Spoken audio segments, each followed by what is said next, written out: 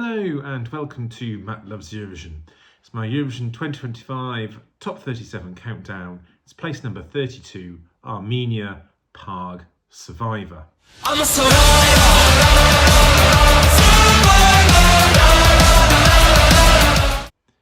If you haven't already, please do click on that subscribe button, ring that notification bell, and like, share and comment below. Now we take a second trip to the Caucasus in my 2025 countdown, and it is Armenia, a country who I had in my personal top 10 in my countdown last year, and who've achieved an actual top 10 finish in the grand final itself, with an entry that was only their second to be wholly sung in Armenian. All changed this year though, as Armenia have returned to a national final for the first time since 2018, and their song this year is by a male artist singing in English. So can PARG maintain Armenia's current run of 3 consecutive qualifications? Now PARG, or Pargev Vardanyan to give him his full name, is an Armenian singer who moved to Russia when he was young. He studied in Russia, in Volgograd, and then he co-founded a band while there, and they toured Russia, Ukraine, Georgia, and of course Armenia. Now he left Russia in 2022, not unlike a lot of people left Russia in 2022, I imagine, and returned to Armenia, and he's continued to pursue a solo career since then. He's had several singles released in particular in 2024. Now he took part in Depi Evratesil, which is the Armenian national final, which made its return this year after several years of internal selections.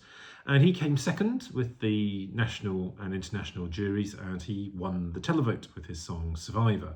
And he is the first male solo artist to represent Armenia since 2018. Now, Survivor is already a winner of sorts among the 2025 entries, in that it wins the award for having the highest number of credited writers. A staggering 10 people are credited as writers or co-writers on this song. That includes PARG himself, and it also includes the prolific and twice Eurovision winning Thomas Gison, who many of you will probably recognise that name. Now, with all those writers and that pedigree, you might have expected a little better than lyrics like "I'm a survivor, stay aliver." But given past lyrics at the contest, there have been worse, and perhaps I'm being overly harsh on my expectations there. There's a definite catchiness to the song, as you might expect from that songwriting phalanx, and one that does feel a little bit trashy, a song I say. It's not an unenjoyable listen. Where I do object, though, are in 2 areas in particular, which may well be linked. Firstly, much, if not all, of the main chorus is pre-recorded vocals, or which I don't think was the organisers' intentions when they introduced these pre-recorded vocals. They were mainly intended as pre-recorded backing vocals in the time of COVID, and they were trying to limit the numbers of people coming in the immediate post-COVID contest. So this is some of the things that we feared has crept in. Secondly, PARG's own live vocal on this song is very much in question, I would say. Now, the sound mixing and the quality at the national final was absolutely atrocious for all of the acts. But even taking that into account, it did seem rather weak.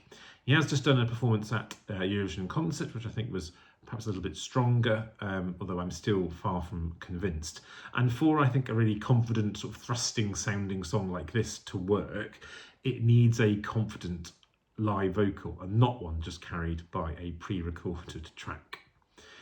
I'll be interested to see if this can or does qualify. Now, at the moment in the betting odds, it's coming out nearly as 50-50. And of course, we are still some weeks away at the time of recording this from the semi-finals, from the live shows. Now, while it fares a little bit worse in the Eurovision scoreboard app, it's appearing in the bottom third there. But if staged well, I can definitely see there being a market for this.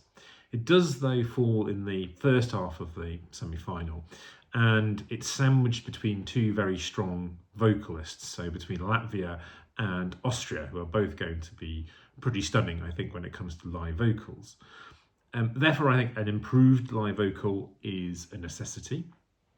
and perhaps also some good or memorable staging as well. Memorable staging in that being in that early part of the show is particularly important. But I think Armenia have a decent diaspora vote that there is to be had.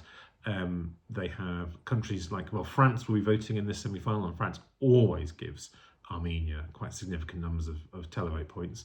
You have Greece as well. I think Australia might be a source of some televote points.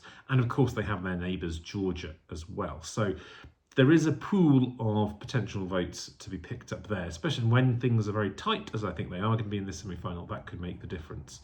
And if PARG can qualify for the grand final, he would be the first Armenian male soloist to qualify for the grand final since 2014, when it was Aram MP3. Now, of course, you can find the blog post of this on my website, www.mattloveseurovision.com. Please do take a look there. But do let me know what you think if Armenia is going to qualify, and what do you think of the song, and do you like it? Do let me know, and join me again soon. We'll carry on with the countdown. Take care.